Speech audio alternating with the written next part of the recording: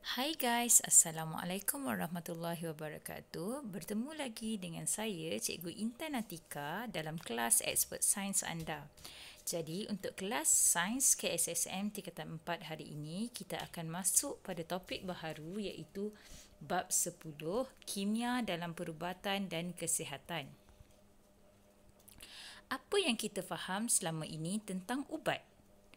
Okey, apa yang kita faham sebelum ini ialah ubat tu adalah dadah atau bahan yang kita ambil untuk mengawal kesihatan, merawat atau mencegah penyakit. Pendek kata, bila kita sakit, bila kita tak sihat, kita akan ambil ubat. Betul kan? Jadi, hari ini saya akan perkenalkan kamu dengan jenis-jenis perubatan yang ada, iaitu perubatan tradisional, perubatan moden dan juga perubatan komplementari. Sebelum kita belajar dengan lebih lanjut, kita fahami dahulu maksud perubatan tradisional, moden dan juga komplementari. Bagi maksud perubatan tradisional adalah kaedah perubatan yang menggunakan tumbuh-tumbuhan, haiwan dan juga bahan semula jadi, di mana bahan-bahan ini diaplikasi secara khusus atau gabungan untuk mendiagnos ataupun merawat penyakit. Seterusnya, maksud perubatan moden.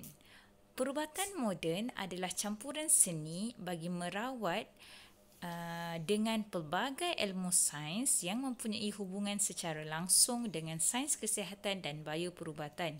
Pendek kata, perubatan moden ni adalah perubatan yang daripada pembelajaran. Okay, apa yang kita dah belajar dalam sains dan juga sains kesihatan dan bioperubatan, di mana ia melibatkan perubatan klinikal, penyelidikan perubatan dan pembedahan dalam mengubati penyakit dan merawat kecederaan. Jadi fungsinya sama juga untuk merawat penyakit. Seterusnya, maksud perubatan komplementari. Perubatan komplementari adalah kepelbagaian kaedah dalam penjagaan kesihatan yang berasal dari pelbagai bentuk budaya sejak berzaman-zaman, di mana ia merangkumi dua bahagian utama iaitu produk semula jadi dan juga senaman badan dan minda. Maksudnya di sini, perubatan komplementari boleh jadi bahan ataupun boleh jadi kaedah. Okey, kita pergi kepada ciri-ciri perubatan tradisional. Ciri-ciri perubatan tradisional yang pertama adalah bahannya adalah bahan semula jadi dari tumbuhan dan haiwan. Yang kedua, dari segi keberkesanannya lebih perlahan berbanding perubatan lain. Yang ketiga, asalnya ia diwarisi dari turun-temurun. Yang keempat, pembuktian keberkesanan iaitu dari pengalaman, dan yang kelima, kos rawatannya lebih rendah. Ciri-ciri perubatan moden pula. Ciri-ciri perubatan moden yang pertama, kalau tadi bahan, sekarang ni kaedah, di mana kaedahnya melibatkan kaedah moden iaitu dari seperti pembedahan, rawatan laser dan radioterapi. Yang kedua, dari segi keberkesanan, ia lebih berkesan dan cepat. Yang ketiga, bahan asalnya ialah menggunakan ubat-ubatan sintetik. Yang keempat, pembuktian keberkesanan adalah secara klinikal. Yang kelima, kos rawatannya lebih mahal kerana ia menggunakan bahan ubatan sintetik. Berbeza dengan perubatan tradisional tadi, di mana kos rawatannya lebih rendah kerana menggunakan bahan semula jadi. Okey, seterusnya yang ketiga, ciri-ciri perubatan komplementari. Ciri-ciri perubatan komplementari yang pertama, bahannya tidak menggunakan bahan terapeutik, dadah atau bahan sintetik kimia kerana penggunaan bahan-bahan ini adalah lebih kepada rawatan moden. Perubatan moden. Okey, seterusnya dari segi kaedah, ia tidak melibatkan pembedahan, jahitan ataupun jahitan terhadap tubuh badan. Ia melibatkan kaedah tetapi tidak melibatkan kaedah seperti inilah. Okey, yang seterusnya, pembuktian ataupun keberkesanannya adalah berdasarkan pandangan pengamal perubatan moden dan juga tradisional. Maksudnya mengambil kira beberapa kedua-duanya lah. Okey, dari segi contoh tadi kita dah selesai tentang ciri-ciri ketiga-tiga jenis perubatan tersebut. Okey, sekarang kita pergi kepada contoh pula. Contoh perubatan tradisional yang pertama. Yang pertama adalah aloe vera.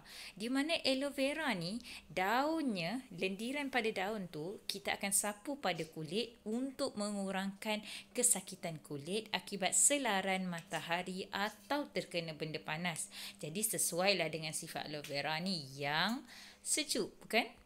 Okey, yang kedua, ginseng. Ginseng adalah herba yang selalu digunakan oleh masyarakat Cina. Kita pun dah sedia maklum, tahu di mana golongan Cina ni dia ambil herba ginseng ni untuk memelihara kesihatan badan. Yang ketiga, halia. Halia ni banyak orang gunakan. Okey, tak kira Cina ke, Melayu ke, Indian ke. Okey, semuanya mengambil halia, banyak mengamalkan pengambilan halia. Di mana halia ni dapat melegakan bengkak dan sengal pada badan dengan cara menghilangkan angin dalam badan. So bila angin tak ada dalam badan, badan kita pun tak ada rasa sengal, tak ada rasa lenguh.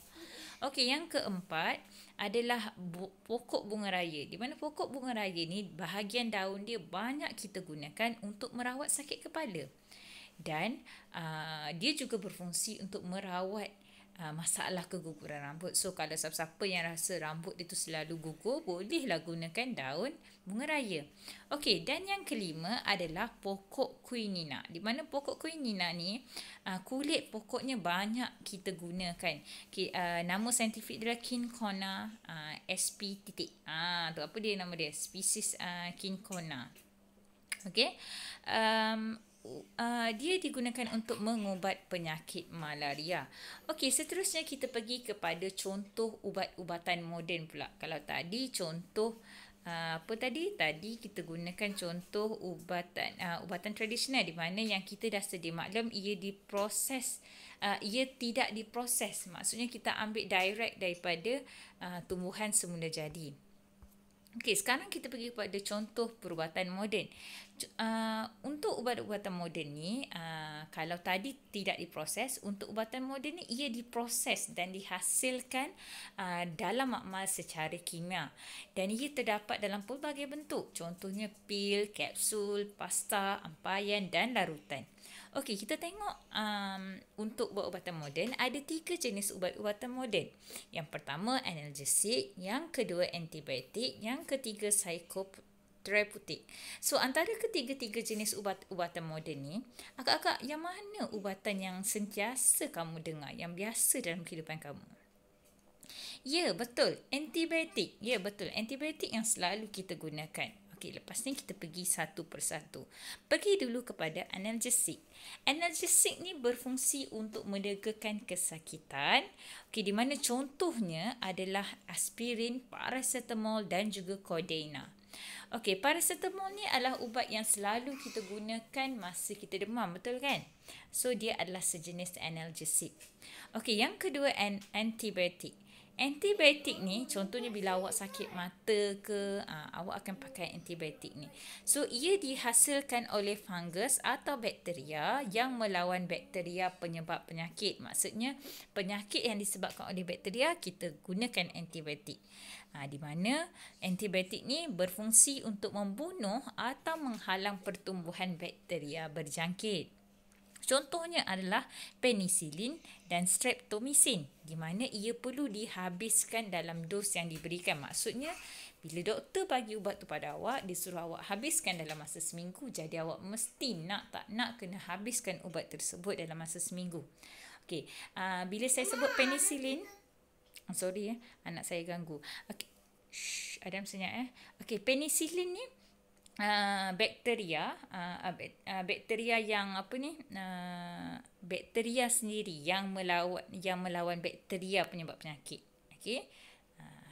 Seterusnya kita pergi kepada psikoterapeutik, di mana psikoterapeutik ni berfungsi untuk merawat pesakit psikiatrik, di mana ia tidak boleh diambil sewenang-wenangnya, perlu ikut dos yang diberikan oleh doktor juga, dan sekiranya kita tak ikut dos yang diberikan oleh doktor, ia akan memberi kesan ataupun bagi perubahan pada kita punya perasaan, pemikiran dan juga kelakuan. Jadi contoh-contoh dia adalah stimulan, antidepresan dan antipsikotik. Stimulan kita pernah belajar sebelum ni, dia adalah sejenis perangsang.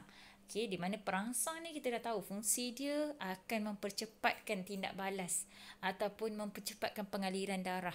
Okey, jadi contoh dia adalah amfetamina dan juga metamfetamin. Okey, antidepresan contoh dia adalah imipramine dan amitriptyline. Okey, ni semua kita dah belajar dalam tajuk dadah hari tu kan. So yang ketiga antipsikotik. Antipsikotik adalah sejenis ubat penenang. Okey, ubat penenang. Contoh dia adalah tranquilizer, barbiturat, diazepam dan juga haloperidol. So stimulan dan antipsikotik ni dia orang kata apa, berlawanan lah sifat dia. Okey, yang pertama, kedua, yang ketiga dah selesai. Okey, seterusnya kita pergi kepada contoh perubatan komplementari. Okey, untuk perubatan komplementari saya sediakan 2 slide. Okey, slide yang pertama lebih kepada kaedah dan slide yang kedua lebih kepada bahan. So kita pergi kepada kaedah dulu. Okey, untuk kaedah yang pertama adalah kaedah akupuncture. Okey, akupuncture ni berfungsi untuk merangsang sistem saraf untuk melegakan kesakitan.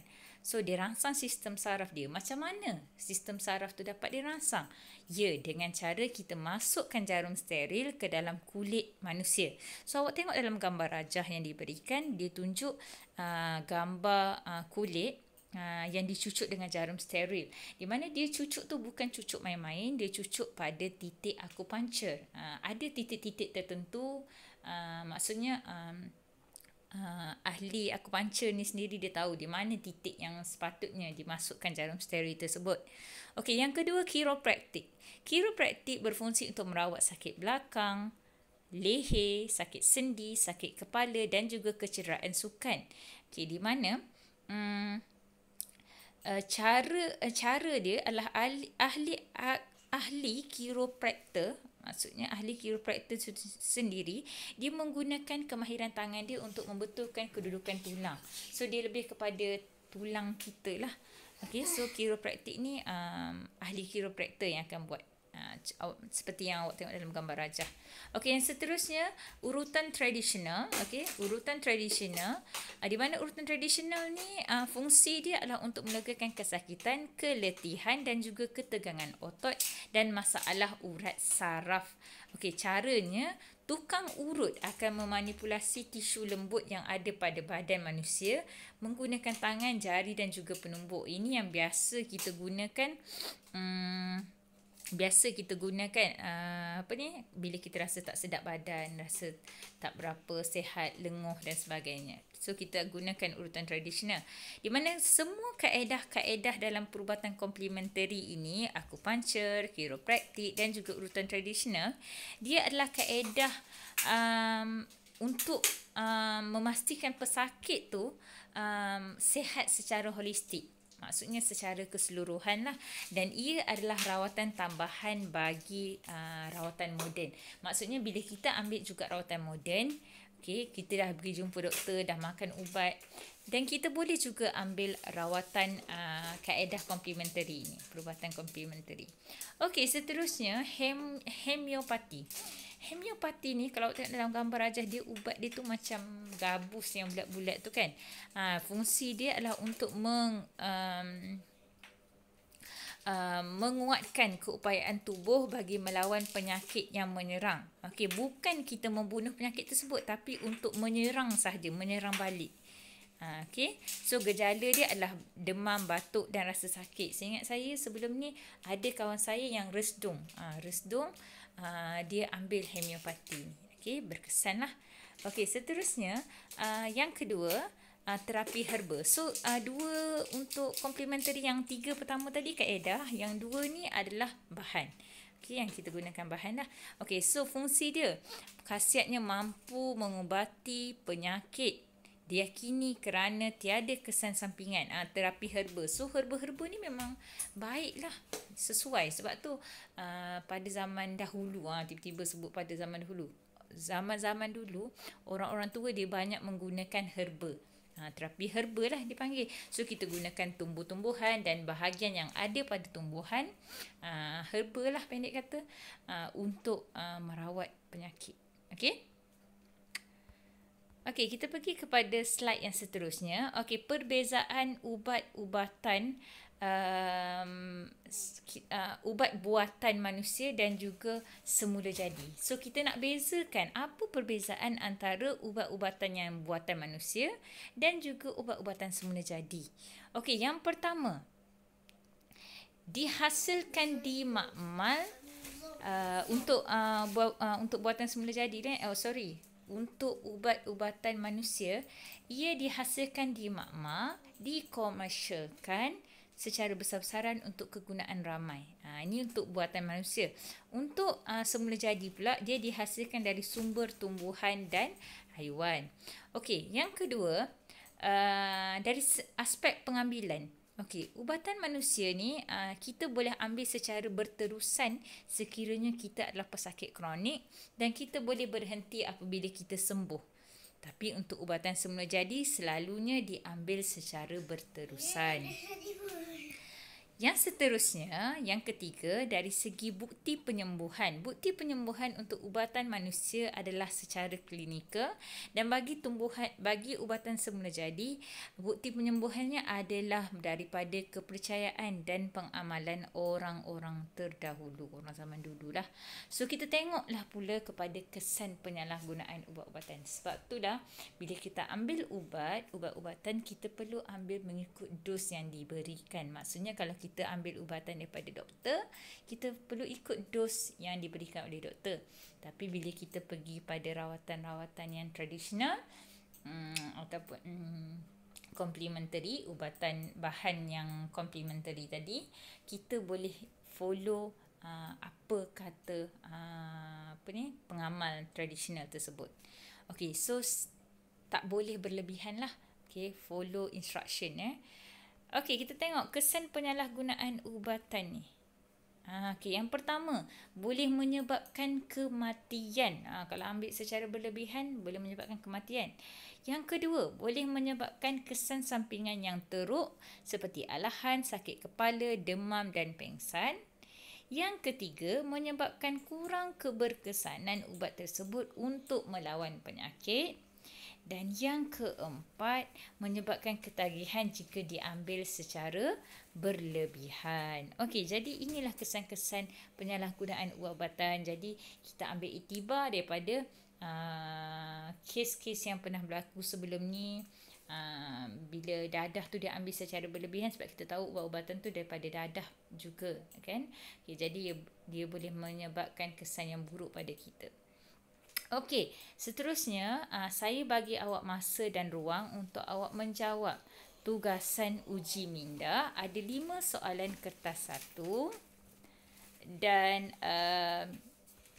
soalan kertas 2. Okey, saya bacakan dulu soalan.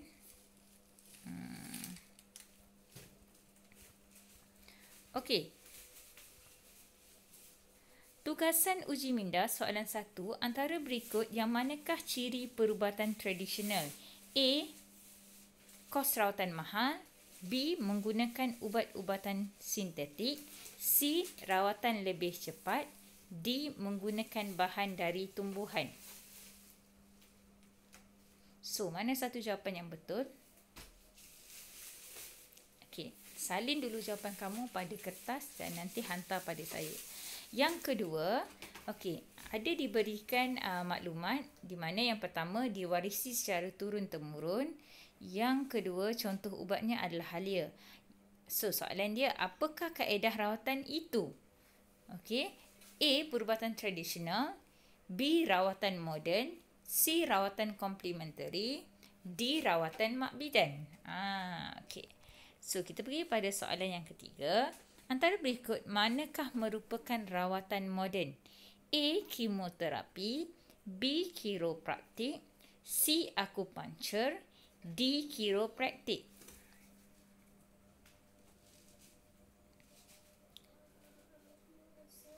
Yang keempat, rajah di bawah menunjukkan ubat X yang digunakan untuk membunuh pertumbuhan bakteria. Apakah ubat X? A. Paracetamol, B. Penicillin, C. Amfetamina, D. Dosafin. Yang kelima, berikut merupakan perbezaan yang betul bagi ubat-ubatan manusia dan ubat semula jadi, kecuali untuk ubat-ubatan manusia, A dihasilkan di makmal, ubat semula jadi diperoleh dari tumbuhan dan haiwan. Jawapan B, ubat-ubatan manusia, bukti penyembuhan secara klinikal, ubat semula jadi, bukti penyembuhan adalah dari pengalaman nenek moyang. C, ubat-ubatan manusia untuk kegunaan ramai orang, ubat semula jadi untuk kegunaan individu tertentu. D, ubat buatan manusia, keberkesanan agak lambat, ubat semula jadi keberkesanan sangat cepat. So pilih jawapan yang betul. Sekarang saya bacakan tugasan uji minda kertas 2. Rajah di bawah menunjukkan 2 kaedah yang digunakan dalam perubatan. Kaedah P, gambar seorang wanita yang dicucuk-cucuk mukanya menggunakan jarum. Kaedah Q, ditunjukkan seorang lelaki yang sedang pegang ubat untuk dimakan. Soalan A, apakah jenis kaedah perubatan P dan Q? So, boleh fikir dulu jawapan, nanti tulis. Yang kedua, B, berikan satu masalah kesihatan yang boleh dirawat menggunakan kaedah P. So, dia nak contoh masalah kesihatan yang boleh dirawat menggunakan kaedah yang sama seperti kaedah P tadi, yang ada gambar wanita yang dicucuk muka tadi. C, berikan 3 jenis ubat yang digunakan dalam kaedah Q dan kegunaan setiapnya. So, dia minta kaedah Q tadi yang makan ubat kan, yang ada orang lelaki sedang nak makan ubat. So, dia nak 3 jenis ubat lain seperti kaedah tu dan juga kegunaannya. Soalan D, kaedah perubatan P dikatakan boleh digunakan bersama kaedah Q. Wajarkan jawapan anda dengan satu contoh yang sesuai. So, dia minta awak satu contoh mana yang kita boleh katakan kaedah P dan Q tu boleh digunakan bersama. Wajarkan. So, saya akan tunggu jawapan awak. Saya akan tunggu jawapan awak dalam masa 15 ke 30 minit untuk awak jawab, hantar pada saya. So itu saja untuk kelas hari ini. Seperti dalam gambar, Cikgu Intan tengah tepuk tangan. You are awesome. Good job guys. So saya tunggu ya. See you in next class. Dah.